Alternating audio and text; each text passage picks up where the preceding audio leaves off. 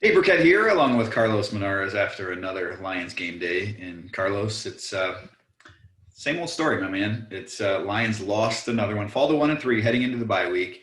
And look, we're at a pretty crucial point in the season here. I don't think you or neither one of us thinks that any change will be made during this offseason, right? I don't think you expect Sheila Ford to make any change, but During the off season.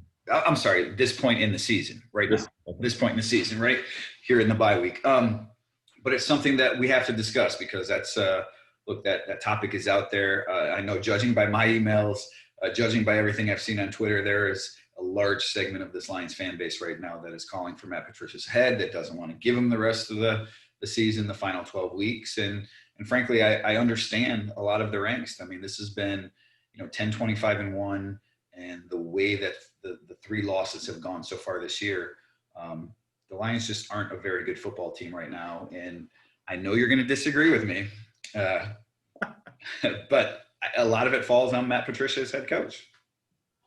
Yes, no, for sure. I mean, I think there's no question. There's the old saying, "You are what your record says you are." Of course, it's not really true this year, as we know.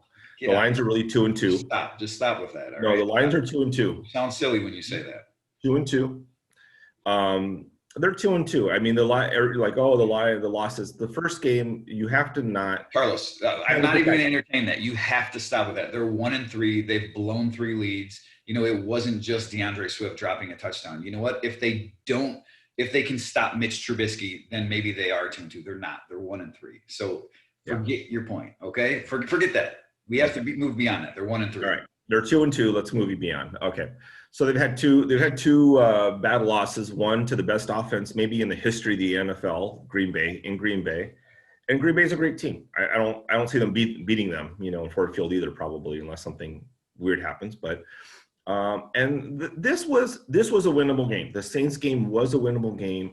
Alvin Kamara is amazing, but he was the guy they needed to stop. This is the guy that the defense just could not stop. And the Saints, give them credit, they did what they needed to do. Drew Brees reached back into the fountain of youth and splashed his face a little bit with some water and found just enough magic. He made enough against the better defense. He would have been picked off at least twice, or three times rather, because the Lions picked him off once, maybe twice. But they had to run. The problem with the Lions, as we see, you talk about identities and all that, they can't stop the run. I mean, against a good running team, they cannot stop the run. And, the Saints have a good offense, and they're going to struggle against, the Green Bays and the Saints and the, Tennessee Titans, probably, if they can stop getting COVID. That'll be a challenge for them, and teams will know this. And you can't just have a good run game. You're either a good running team or you're not. So that's the good news for the Lions. They don't face a ton of great running teams against, for the rest of the season, it looks like. But the NFC North all has pretty good run games, so that's a problem. But yeah, this is on Patricia. 10, 25-1. That's hard. Now, the one thing I want to say is I do want to pump the brakes a little bit on this. 9-7 wasn't good enough. It wasn't good enough. And if they had kept Jim Caldwell, that wouldn't have, you don't want it.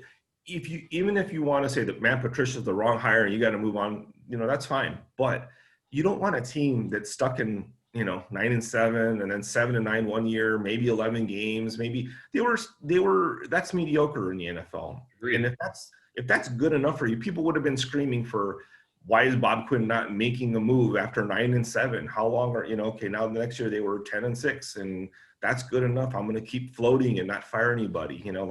You need to move on from that when you've seen that. Now, yeah, the bill's going to come due on Patricia pretty soon if they don't change this right away. But the question I have for you is, what can you do in an off week during the bye week? How much change can you make, especially to this defense? Yep. I don't think there's much. I mean, look, we've said it before that for some reason this Lions defense always seems to start slow, and occasionally, every once in a while, for a couple games in 2018, they seem to pick it up towards the second half of the season, but that's not always the case. I just don't know that because I think the Lions' problems on the defensive side are both schematic and personnel. They don't have enough playmakers on that side of the ball. They don't have big sack guys. They don't have big turnover guys. Jeff Okudah obviously is having a bumpy road here in his introduction to the NFL. So as talented as he is, he's not quite ready to be a difference maker yet. Schematically, we've talked about this before. I'm a believer in, I guess, more the Jim Schwartz style of defense, right? I want my defensive line to get after quarterbacks and to really affect the passer. And that's what I like to see. And I don't see that out of this defense. And I don't think they're good enough to, in other areas to then be able to buy some time for their defensive line to get after the quarterback. So I don't think the defense is changing dramatically. Will it be better than it has the first 4 weeks?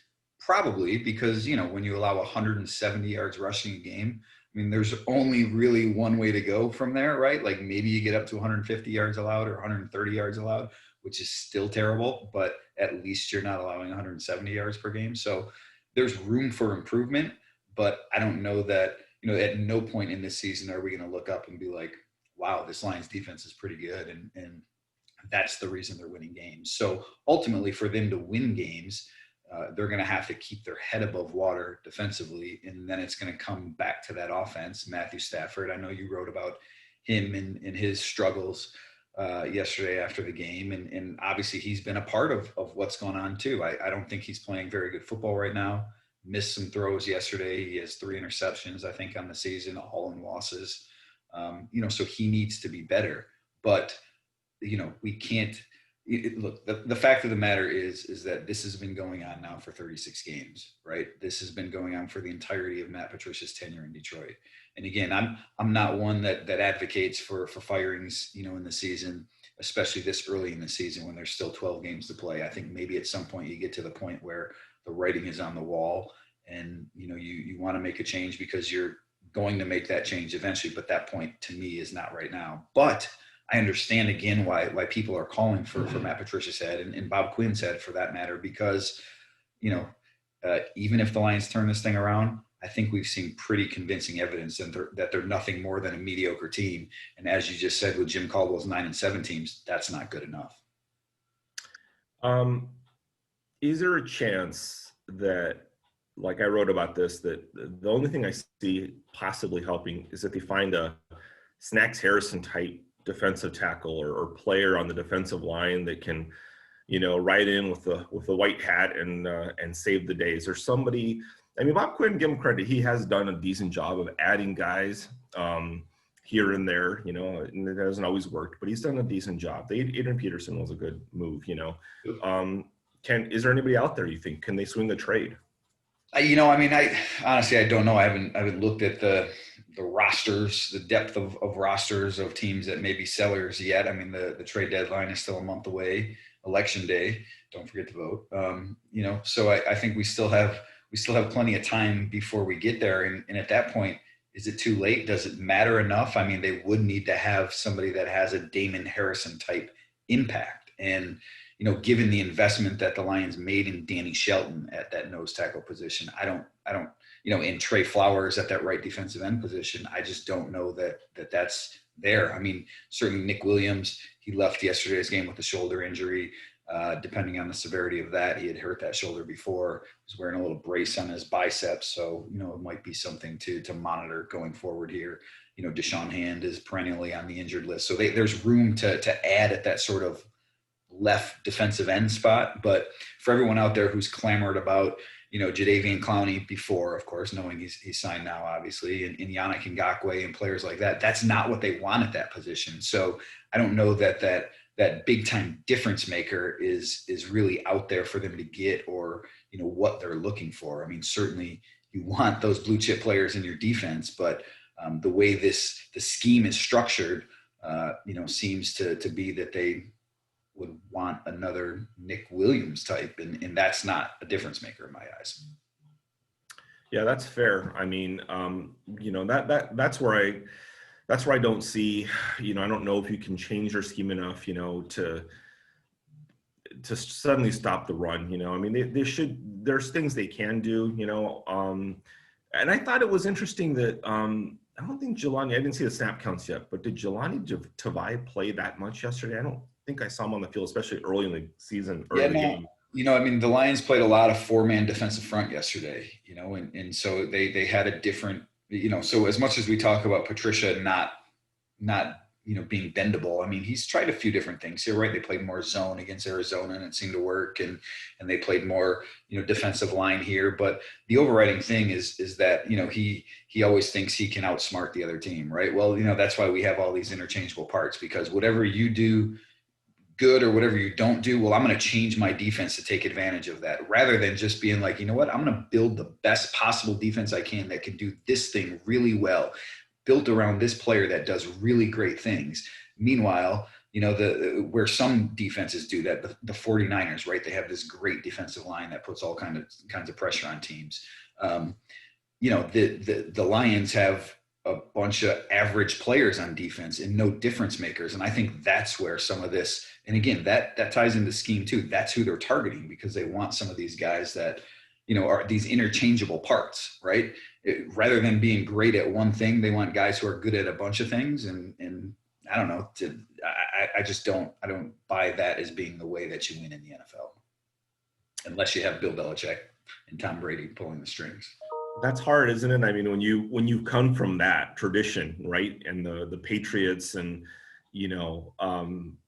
when your team has rallied from whatever that huge deficit was in Atlanta, and you buy into the whole thing. You don't tend to probably look at it as, well, we had the greatest quarterback of all time help lead that comeback, and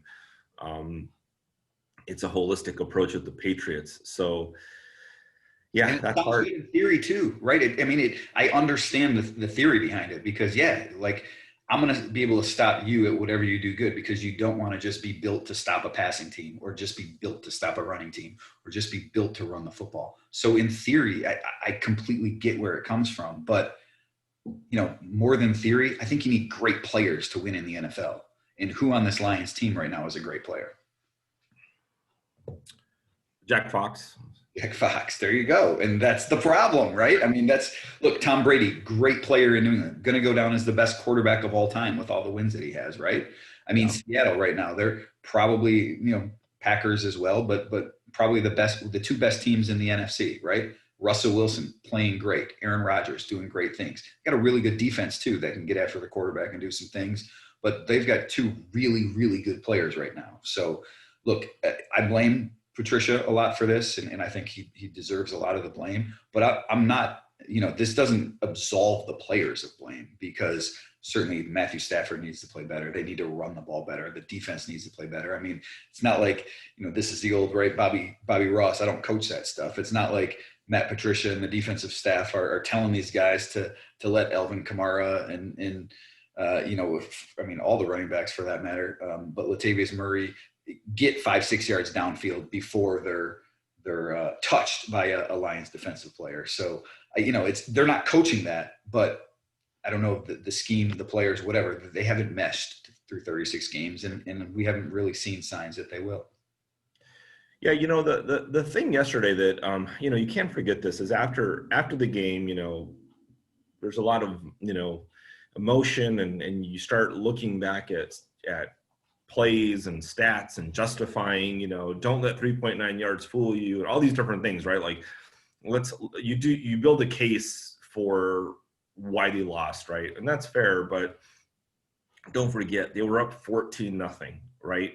And yes, the story has been blowing these early double-digit leads, but the one thing about this team that I'm asking you here is it completely hopeless? Because it's not like they're out of the game the whole time. Like they came in and got dragged around the field by their hair, and that was it. There was never a chance. They had an early lead. They mounted somewhat of a comeback. There was a chance there. I mean, you and I, as deadline writers, know we pretty much had a lot of stuff ready to go toward the end of the game. And it was like, these guys converted a 2-point conversion. They can score a touchdown and win this game with whatever it was left, 3 minutes or whatever it was. You were a little worried, weren't you? You're like, I gotta maybe change my lead here. I filed my story before that.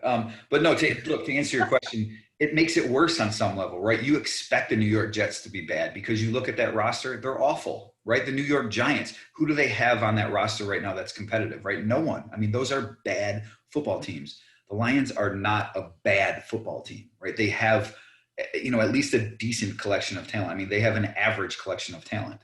compared to some of their NFL peers. And so they shouldn't be going 36 minutes without points during a game against a defense that's without its top two cornerbacks and one of its starting defensive ends. They shouldn't give up touchdowns on 5 straight drives because they can't stop the run and because Drew Brees is picking them apart when Drew Brees really good quarterback. The Saints were really good offense, but you look what he did in the first 3 games and they didn't have a lot of success throwing downfield. So, I think that makes it worse on some level. That's why it's so head scratching that these Lions are, as bad as they are. And back to the point that you brought up when you mentioned Jim Caldwell, 9-7 wasn't good enough, and it shouldn't be good enough. And even if the Lions turn this thing around, what are they going to be? They're still going to be a mediocre team at the end of the day that you look at and you say, they don't have any shot at doing anything in the playoffs, right? I mean, they're not a team that's on the level of the Seahawks or the Saints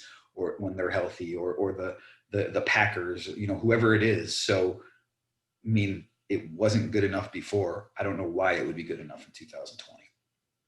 Right, but to the point I was making about, is there any hope? Because it's hope for what though? Hope for winning games. I mean, they completely? Do you expect them to go 0-12 the rest of or do they have chances to win 6-10? I mean, what's the difference really between 6-10 and 4-12? Or it's draft picks. We've said all along, Carlos. And I think you've always agreed with this, right? There's the few teams that are terrible in the NFL, right? That are going to go 3-13, right? The New York Jets, those sort of teams, and then you got your 13-3 teams, the Chiefs and the Ravens and the Seahawks, and so you got your really good and you got your really bad, and then everyone else is in the middle of the pack. And what you're trying to do as an organization, what you need to do is you need to be able to be consistently at the top end of that middle of the pack, and then find your way over the hump. And the Lions have not been even consistently in that pack in 30 years. I mean, really since Barry Sanders was in his heyday, right? And Jim Caldwell had them borderline. I mean, they were a competitive team. They made the playoffs twice in his 4 seasons. 2014, they had a really good year. I agree. We don't want to rewrite history here. Like what was going on at that time was not enough, and it shouldn't be enough. And that's not completely why he was let go. I mean, we all, look, it was, Bob Quinn was hired and he wanted to bring his own guy in, and the first opportunity he had, he did it. And he hired his friend, Matt Patricia. And so it wasn't just about Caldwell's record on the field or record as to why he was let go. There was a lot more that went into it. But for the powers that be in the organization, this shouldn't be good enough either. Well, let's keep it with this season though. I mean, before, I know you want to wrap up the season right now, and it's no matter what they're going to do, they're going to be mediocre, and that may be true, but do they have a chance? I mean, I'm just saying, have you seen enough between? Yes, they should beat Jacksonville after the bye. That's suffice. I mean, they should beat Carolina. They should beat Washington. They have a bunch of winnable games on their schedule. So yeah, right. They're not going to go 1-15 or 3-13. They're going to go 6-10 or win a few games here over the next month that maybe will give people false hope. Well, here's the thing that the thing that I'm seeing a little bit here is, I want to see more of the defense. I want to see, obviously, like something's going to have to be. There's going to have to be something that changes with that defense, right? That probably won't. It's a tall order to ask them to. But the offense, as we said, something's not quite right about Stafford. I don't know if it's not enough time in training camp with, time with those receivers. He's just been off a little bit, I mean, yesterday, when I look back on that interception in the end zone to Hawkinson, it's not ideal that he's throwing on the run, but if you give Stafford that same play 10 times, I would say about 7 times he makes a throw deeper into the corner of the end zone where only Hawkinson, which is what he was trying to do, which only Hawkinson, who's probably a foot taller than the DB who was covering him, can catch it. It was not a bad idea, actually. Most of the time that thing's going to work. That's the kind of thing, like he's been missing Amendola a little bit. That catches to Galladay, he's been throwing him a little bit, like it's just been not quite often. And I don't like him running, but he did scramble for a first down on that first drive. They kept it alive. He knows what he's doing. He knows what to do, but it just the offense just seems off a little bit. And I think that's where you can have some hope for this team is that offense, it's very healthy. If it starts finding its rhythm a little bit more consistently. Don't forget, I mean, we can look at these first 4 games as the preseason, because this is what they didn't have, right? This game action, these live bullets, all this stuff, maybe that offense will start, going up. Well, the only problem with that is it's not the preseason; it's the regular season, and so all these games count towards the end. The final record. And I mean, it's the truth. And Yes. I'm with you that the Lions' offense should be better than it has been, and I think it probably will at some point. But I need to point out 2 things, Carlos. Last year, Matthew Stafford was healthy, playing really good football. They were 3-4-1, right? So it's not like they were a juggernaut when Stafford was on the field. They were 3-4-1, and I think some of the problems that they have had this year, the fast starts, they get off to a really good start on script, then they sort of sputter around the rest of the game. That was similar to what happened last year, if you look back at it, right? So maybe there's something with Darrell Bevel's in-game adjustments. And then beyond that, and this is the big fear of mine, and, I do a radio hit 106.7 every Monday morning. Make sure you're listening out there. I raised this point too, that let's not forget, Matthew Stafford has had back injuries the last 2 years, right? I mean, he says he's fine. The Lions say he's fine, but he's had back injuries the last 2 years. I don't know if this is impacting his play at all. You're talking about, right? He makes that throw 7 out of 10 times. Maybe there's just a little something there that he's not making that throw, or a reason why he's not making that throw anymore. I mean, we can't dismiss that, right? This is a guy that missed 8 games because of back surgery last year. He had a back injury the year before. So, all these hopes and expectations that we had for the offense, and what we think now of this offense maybe being, the savior, the lifeboat that can lift this team to mediocrity. Like, I don't know, maybe we have to reevaluate that or reassess that and realize that, there could be some other things going on with the offense too. There could be. I mean, I just, I'm a hopeful person by nature, Dave. You know that. So, You used to be, but then all of a sudden you changed, and now you're hopeful again. I started reading more Dave Burkett, Right. grades of, especially of Stafford. So I was like, yeah, it's pretty good. But yeah, I mean, you're right. With Stafford, who knows? Who knows what?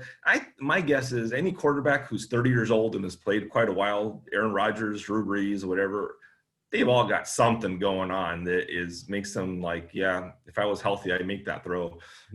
So there could be some, from his health, but the fact that, Jesse James is showing up a little bit more on the stat sheet.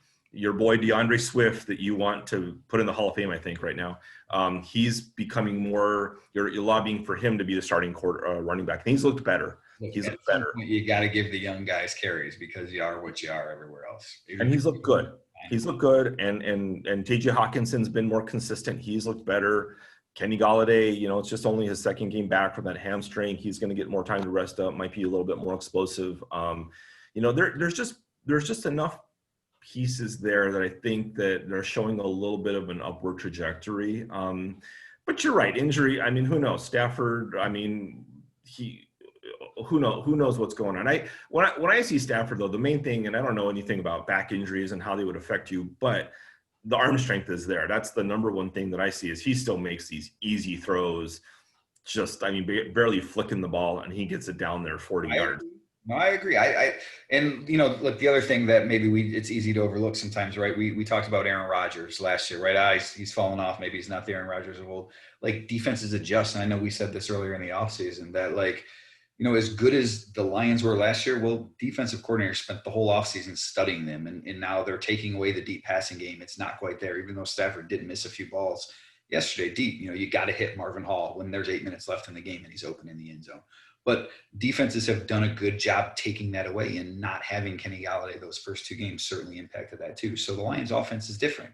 They're not running the ball, well, this year for the most part. So the Lions offense is different, and defenses are playing them different, and maybe Stafford is feeling different. Who knows? So there's a lot that could go into this, and there's a lot of reason to both maybe believe that this Lions offense could be what we think they are, but yet to still be worried about what we've seen so far. And the bottom line, as we hit the quarter pole of the season, in my eyes at least, is that we're looking at another mediocre Lions team that can't beat the best teams, that should be able to beat, the worst teams on the schedule. And there are some of those wins coming up, but, until they start more playing more consistent within games and taking advantage of some of the situations they find themselves in, and showing some of the resilience they need to bounce out of these ruts that they find themselves in at sometimes. I just don't know,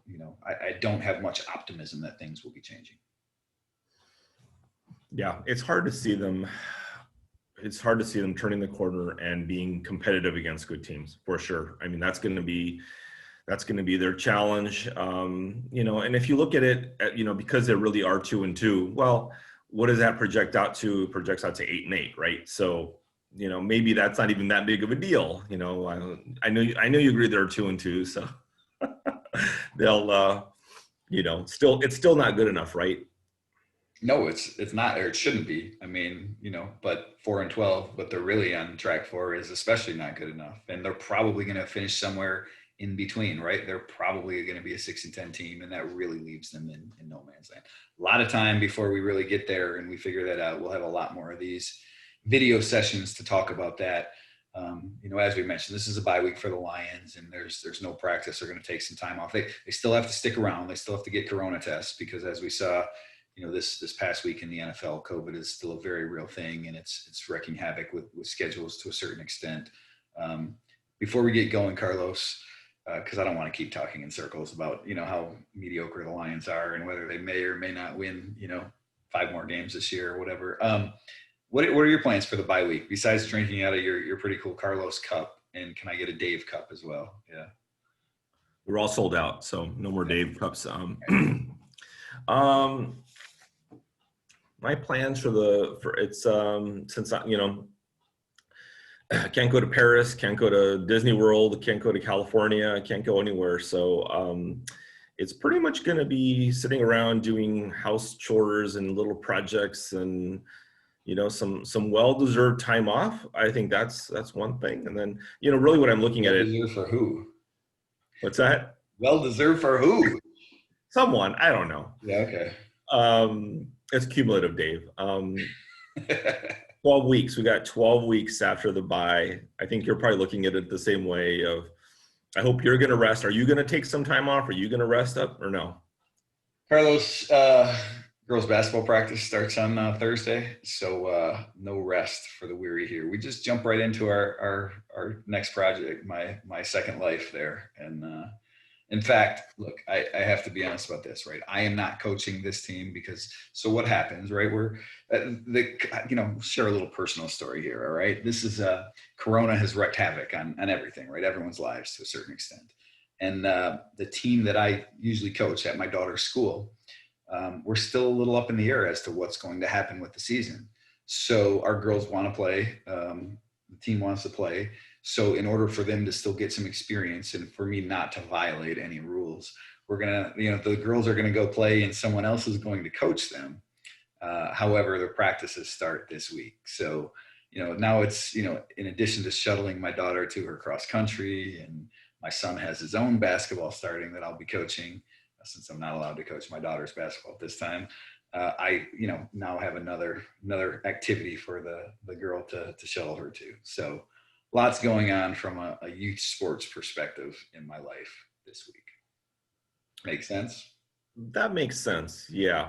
My kids are a little older, so we don't have the soccer basketball stuff. But yeah, well, my one daughter's starting some practice they're doing like, I think it's 1-act plays or something in their school, in her drama class or club. So I'm sure I'll be driving her to those things. They're doing it outdoors in the parking lot. Like, can we get some Lions fans to go out there and face paint and with signs to like cheer her on, or what? They'd probably do it. Yeah. No, I don't know if you really want to see a bunch of teenagers fumble through lines for an hour in a parking lot. So that's probably not what you want to do. Yeah. And then high school, actually, they're playing football, but you can't go to the games. Like, they think the players only get like 2 to 4 tickets or something per game. And so maybe I'll drive by Grosse Pointe South and see if they're cheering out, if I can hear them, or listen to them play some football or something. But yeah, just not a lot going on, Dave. Just so yeah, Coach Dave was on the sideline, and Yeah.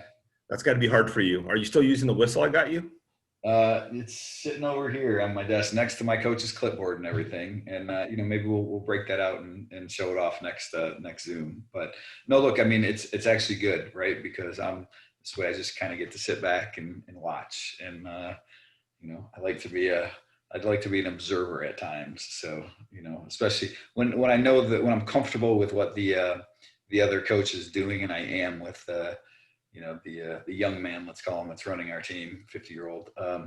Hope he's watching this so he can hear that. When you're comfortable with what the other coach is doing, then you can, just sit back and watch and not have any fears that they're being taught the right way. So it's. Now, was this person your assistant coach last year? No. See, this is part of the rules. We can't coach, right? We're not allowed to coach because it would be a violation of rules for us to coach them out of season. It's just sort of like MHSA rules, essentially, right? And so, in order for us to not be in violation of those rules, we have to pass the reins of the team over to someone else. And if we have our school season, I think we will at some point. We just waiting to for final word on it.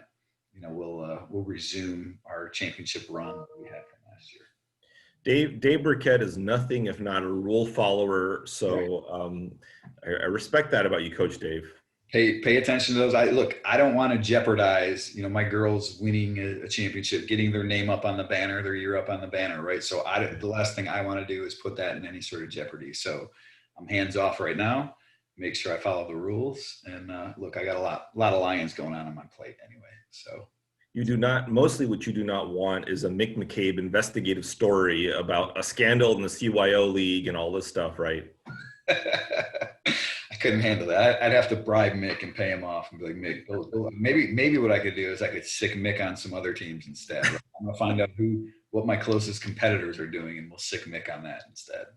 That'll be my bye-week project. That's what I'll do. I'll look into the practice habits of everyone else in our league. Oh, one other thing. I gotta get ready for my Dodgers Padres series. That's what I'm doing. So it's funny. I have a friend who he's a Padres fan. We just happened to be texting the other day. Why is he a Padres? There's no such thing as a Padres fan. Go ahead. From San Diego. He actually lives out in California still. Your favorite state. And no, we were texting the other day just about Fernando Tatis Jr. And I showed him, my son has a baseball card of Fernando Tatis Jr. And, he loves the bat flip and the sunglasses and he loves all the, everything that Fernando Tatis Jr. brings to the table there. And so we were texting about that the other day. So you may be pulling in fact, Carlos, since we didn't bet on the last series, and since I think you owe me a lunch or two, why don't we put a friendly wager on this Dodgers-Padres series here? Because I got the Padres. I think Fernando Tatis Jr. is star in the making, star already, obviously, and I got the Padres. I think they're winning this sort of freeway series with the Dodgers. Yeah, in Arlington, Texas. Yeah, it'll be a freeway series in Arlington.